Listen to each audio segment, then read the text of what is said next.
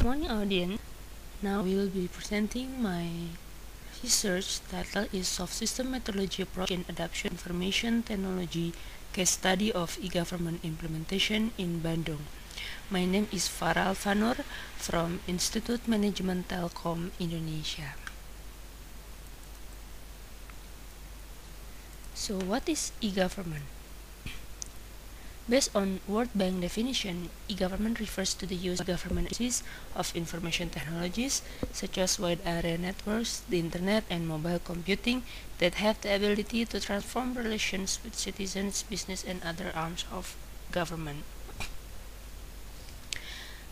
Marketing is changing, we all know this. So is the government. It's not what you think. The government is not necessarily changing as a whole, but they are actually adapting. They call it e-government, and the Federal Advisory Board believes that this can save time and money, aid small business, simplify bureaucracy, encourage participants in government, and discourage corruption. Interesting enough now, this new e-government will not gain much acceptance initially.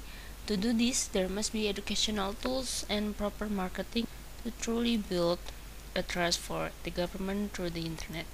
The internet is a completely different playing field.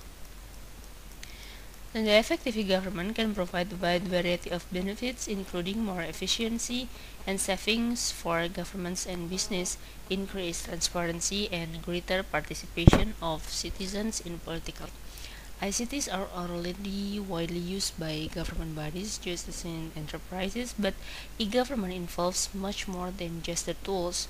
It also involves rethinking organizations and process and changing behavior so that public services are delivered more efficiently to people.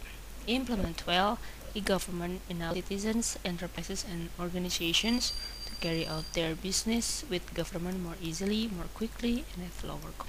ICT systems are now at the heart of government process, but efforts are still needed to ensure they continue to improve the delivery of government services. That is the definition of e-government. Now we continue to the purposes of e-government. The purposes of e-government are: first, deliver service without public institutions, officials' intervention, and long system just to meet a simple service. And e-government has role in supporting good governance. The use of technology, which facilitates citizens to access information, can reduce suspicions of the government by increasing the public institutions' transparency and accountability.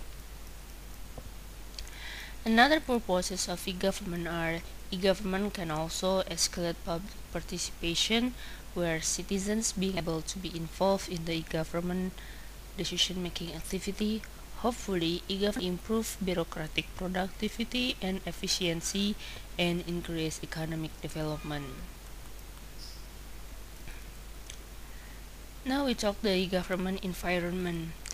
Talking about e-government environment, the e-government systems remain complex socio-organizational systems.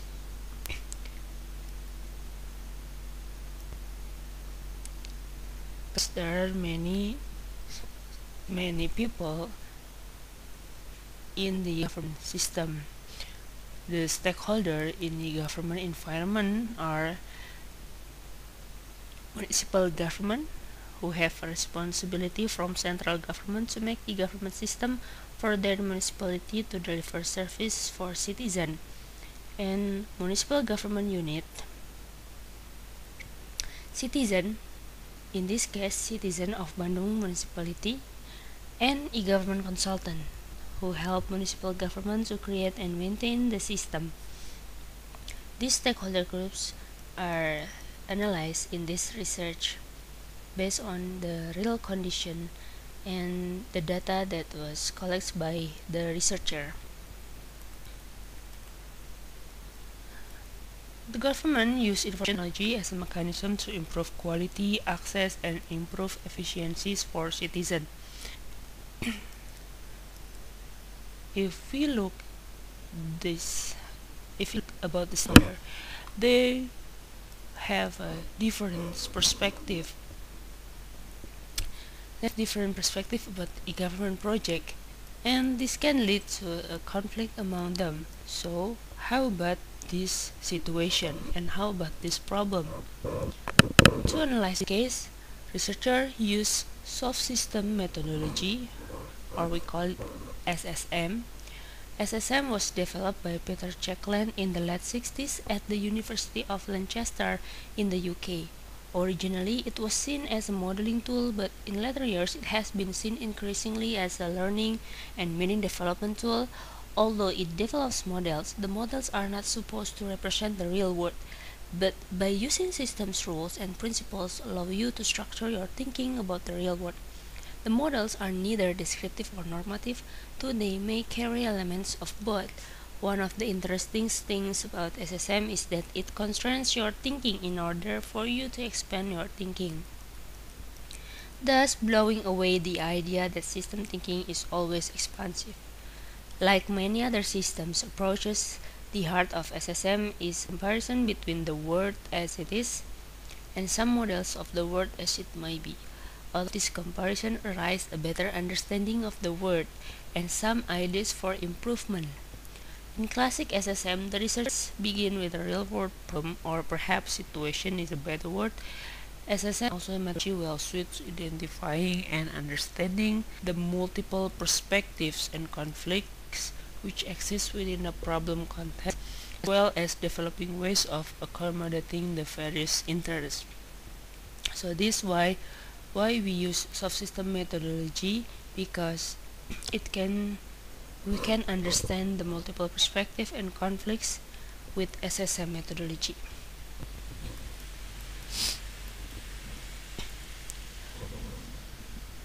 The Checkland methodology. What is the Checkland methodology? The Checkland methodology, or we call it the 7-stage model, is considered by most people to be the SSM. However, SSM covers a range of methodologies developed to deal with different situations. The 7 stages are: first, the problem situation and structure; second, the problem situation expressed; third, we must have a root definitions of relevant systems; fourth is deriving concepts; 5, comparing conceptual models with the real world; 6, defining feasible, desirable changes; and 7, the last one, is taking action. Stage 1, 2, 5, 6, and 7 can be regarded as working in the real world, and stage 3 and 4 considered to be a system thinking about the real world. In this case, we use stage 1 and stage 2 to analyze the case.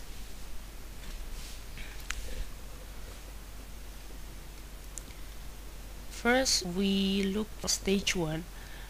The stage 1 is the problem situation. So what is the problem situation? For this case, the problem situation of this research is, first, the transition from traditional government to e-government is one of public policy issue at this moment. And the second is objectives are unclear. The objectives from municipal, but what is the objectives of e-government that they make in Bandung City? For analyze these cases, we use one of the technique from SSM. We call it rich picture. Rich picture is the technique from SSM that was in stage 1 and stage 2. So we will analyze these cases with rich picture.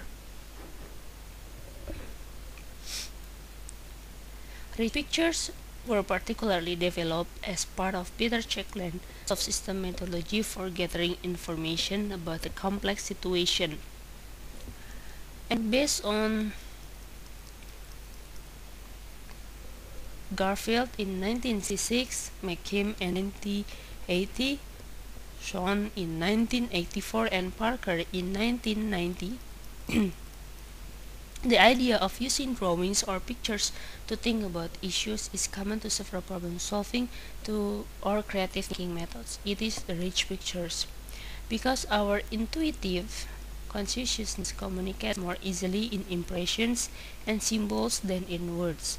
Drawings can both evoke and record insight into a situation, and different visualization techniques such as visual brainstorming, imagery manipulation, and creative dreaming have been developed, emphasizing one of these two purposes over the other. Now, in this researcher, the picture of the adoption of e-government system in Bandung. So this is the real condition. We can look the real condition and the problem situation from the rich picture, from this rich. As we know before, there are some stakeholders. As in this case, first is municipal government unit, government consultant, and citizen. First, we talk about municipal government. Municipal government is the stakeholder that have a responsibility to make an e-government system. They have responsibility from the central government in Indonesia to make e-government, because central government in Indonesia want to make e-government based on their city. Municipal government want to deliver public service more efficiently to citizens, and they want transparency and accountability for the system. Municipal government have municipal government units. Municipal government monitoring and asked to update their information. Municipal government unit have a responsibility to update their information to be accessed by citizens. They must update their information to e-government.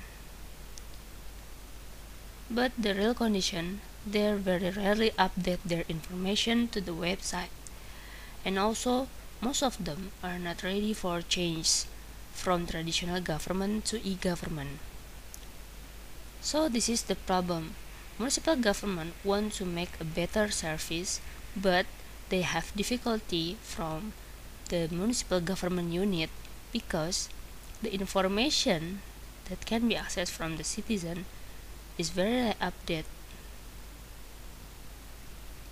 Citizen want to have a rich and updated information about all the things in the e-government system.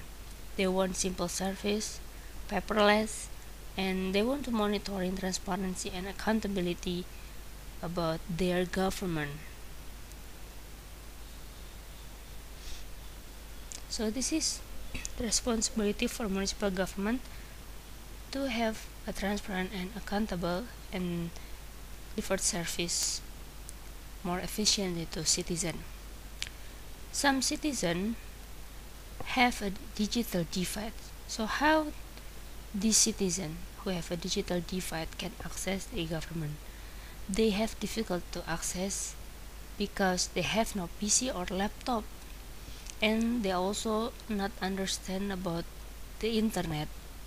So municipal government can make a solution for these some citizens who have a digital divide. Municipal government is better to provide public PC to some area, so the citizens who have a digital divide, who have a difficulty to access, they can access the internet from the public PC. E-government consultant is create a good government system and adapting with real condition. E-government consultant hired by a municipal government to make a government system that are good and easy to use. But there are some design reality gap from e-government consultant and municipal government unit.